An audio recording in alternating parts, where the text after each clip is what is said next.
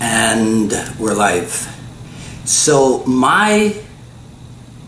as with the two other arts that we've mentioned in these last two broadcasts, Pencak, Silat, and Muay Thai, my initial exposure to Boxe Francaise Savate came through none other than Sifu Dan Inasano.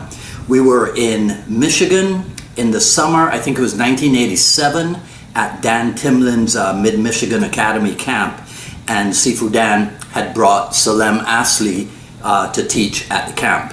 So I trained and tested at camp, and because of my I'd been with Sifu Inasano in JKD and Kali and what have you for like 4 years at that time. So because of my 4 years in Kali and Muay Thai and Jun Fan, and because of my pre-JKD training in Kung Fu and Taekwondo, I skipped a few ranks in the Boxe Francaise test, and I was awarded my white glove rank in BFS. Right? Hello everyone, this is Dwight Woods, the Jeet Kune Rebel, and welcome to the I Love Jeet Kune broadcast number 73. This is part 3 of JKD and its associated disciplines, and today we're going to talk a little bit about Boxe Francaise Savate. So, you guys know the deal. As you're logging in, say where you're logging in from, and hit the like button, and feel free to continue hitting the like button so that Facebook assigns some relevance to what we're doing here. All right, so again, out there in the JKD world, you might find some people questioning, what is Boxe Francaise? What is it doing in JKD? Does it belong there? And whatever.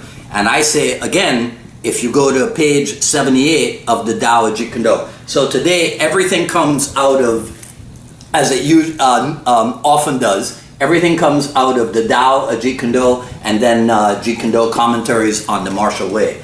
So anybody wants to verify anything, I'll tell you what the page numbers are. I won't show them on camera, but I'll tell you what the page numbers are. So on page 78 of the Tao, you see first evidence of Bruce Lee's interest in Boxe Francaise Savate, right? Now, truth be told, I have not seen very much more of anything other than page 45 of the commentaries book, where there's a reminder to make notes on Savate.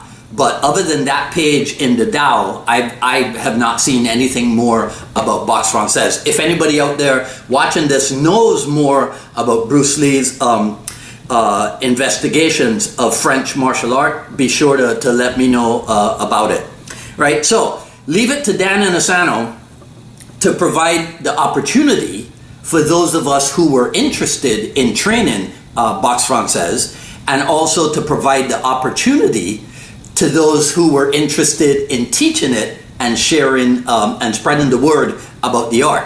So, as I said in the opening, I attribute my skipping rank in Boxe Francaise to some of the previous training that I'd done. So, for example, I was able to pick up on, I call it Boxe Francaise's angulation factor, because there's a lot of punching and kicking, not straight ahead, but actually from an angle or at an angle. And so I was able to pick up on a lot of that simply by relating it to Kali's angulation and, Kali's footwork triangles and that type of stuff. In fact, my personal nickname for Boxe Francaise is Kali with kicks, right? Right? And I should point out that the term associated disciplines, which I've been using over the past few weeks in this series of broadcasts, is actually a term that I have borrowed from my Boxe Francaise teacher and my JKD colleague, Salem Asli, who's the first person that I actually heard using the term JKD associated disciplines, right? So in case you don't know Salem's story, the short version is kind of like he showed up at the Inasano Academy announcing that he wanted to be the next Bruce Lee, and Dan Inasano talked him out of it, suggesting that he should take pride in his French heritage and that he should check out French martial art as well. So Salem takes him at his word, and Sifu Dan lends him this old book on Boxe Francaise, and Salem goes back to trains, goes back to France, He tests at, I guess, I don't know exactly what it's called, but maybe it's the International Savate Federation or something. And he scores the highest marks in the group. There was like 50 people in his group of people testing, and Salem scores the highest marks. But what is unique about that is that he had no instructor other than himself. So Inosanto gives him this book. He studies and trains from the book, tests, and scores the highest marks. So for me, he's definitely the guy to turn to if you want to examine the benefits of what Boxe Francaise training can do for you. So what can a JKD guy or gal get from BFS training? So the first thing that comes to mind for me is the development of the attributes of accuracy and precision. A lot of the kicks in BFS use the toe of the shoe for like pinpoint accuracy for striking to different parts of the body. So there's that. Precision and accuracy, which I think everybody would agree is pretty important in hitting, right?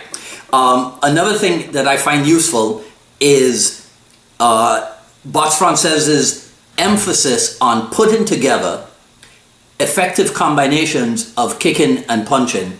Just as on page 87 of the Tao, Bruce Lee suggests essentially that a fighter has to put together his or her own, let's call it favorite combinations, right?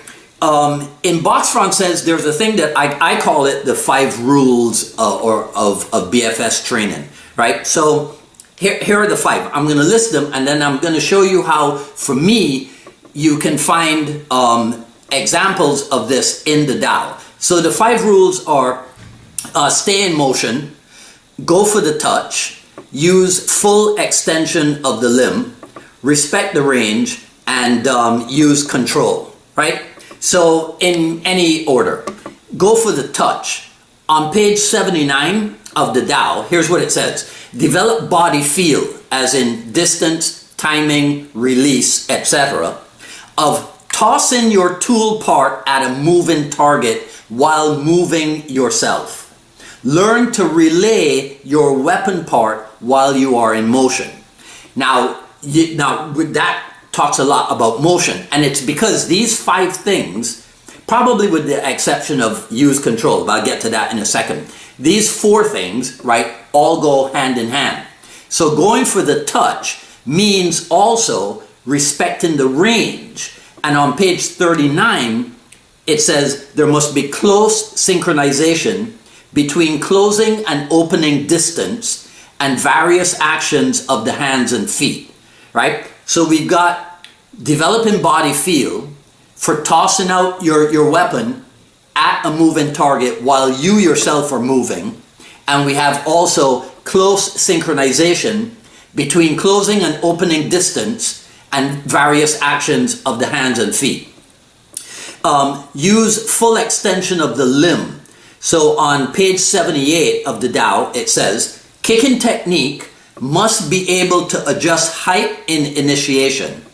The functions of the longest kicks are primarily to reach a more distant target. And then there's a subnote, use maximum reach. So Boxe Francaise says use full extension of the limb. The Tao says use maximum reach to kick the target. That extended distance is what makes an all-kicking attack possible. Now, if you've never seen Salem Asli in action, you see where it says here in the Tao, that extended distance is what makes an all-kicking, right? No hands, just the legs, makes an all-kicking attack possible. Salem has, in the opening of one of his video series, I swear to you, he does 5 kicks. 5 kicks with the same leg without putting the leg down, right? It's a phenomenal thing. Now, of course, somebody's going to go, oh yeah, it looks fancy, but it's not practical for fighting.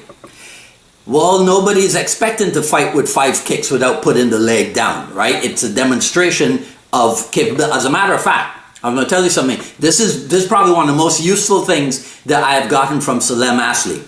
And it goes something like this.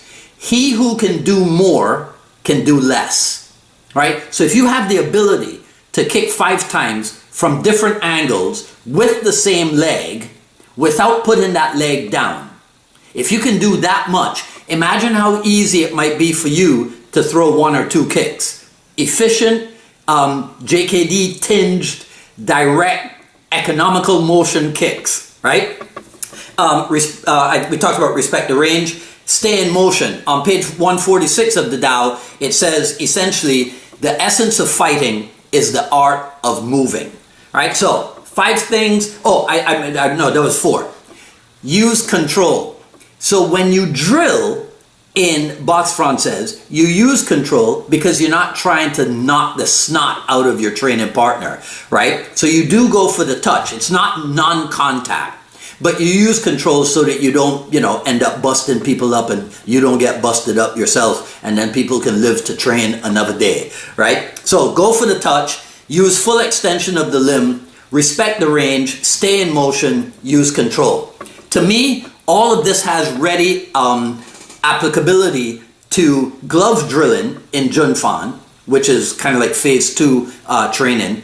And then it lends itself well also to the Panantukan, the Filipino boxing rhythm and timing drills. So they all, Junfan, Panantukan, Boxe Francaise, they all end up doing this, borrowing from each other, lending to each other. Yes, the Boxe Francaise might be a little bit more fancy than the Junfan is, but there are still attributes that you can develop from paying attention to what they do, right? All right, so the other thing I just want to mention this. You may notice that I use the term Boxe Francaise more often than I use the term Savate. That's because, to my understanding, and again, I could be wrong on this, so if anybody knows differently, feel free to comment on it. Boxe Francaise refers to the kickboxing part of the overall French art of la Savate. La lutte parisienne refers to the grappling portion of the art, and then le can refers to the French stick fighting art. So as far as I understand, and again, I could be wrong, Boxe Francaise is the empty hands, striking. La lutte, or la lutte parisienne, is the grappling portion of the art, and then le can is the weapons portion of the art. So to me, that fulfills, let's say, JKD's quest for well-roundedness. You've got striking, you've got grappling, and you have weaponry. So you have empty hands and weaponry, you have striking, and you have grappling, right? So, I don't know about you, but that sounds like the full boat to me. All right, okay, so I think that's it for today. Feel free to share, watch. Feel free to share, like, comment, and ask questions if you want. I'll review everything after posting. I encourage you to sign up for notifications for when we go live here. That way you won't be like Sully Welch, who's asking me if we're coming on at 5 p.m. or not. I'm just messing with you, Sully. Sully's actually one of the main practitioners out there of the Boxe Francaise. He spends a lot of time. He brings Salem out to. We brought Salem here to Miami a few times in the old days, but Sully has picked up that glove, and he's doing a good job of promoting the art. Follow me on Twitter at Dwight Woods, on Instagram at Dwight D Woods, at ilovejeetkundo.com. Quick Skill Series Volume 1 still available. Coming up on Friday, April 19th, the Jeet Kune Dialogues with none other than Sarah Badat Richardson of Jeet Kune Unlimited in Hawaii. So that's Friday. I think it'll be at 4 p.m., not the 3 p.m. because I've got some new private clients, and so I may have to adjust the starting times for the broadcast and the dialogues, but you guys know where to find me, and I'll just keep you informed of everything. Okay, today's a blue day. I'm rocking the blue jeans t-shirt. This is one of my favorites because underneath here, my chest and abs look just like Bruce Lee's. Ha ha ha. Right? Okay, I'll see you back here same time next week for another issue of the I Love Jeet Kune broadcast. This is Dwight Woods, the Jeet Kune Rebel, signing off. You guys enjoy the rest of your day. Take care.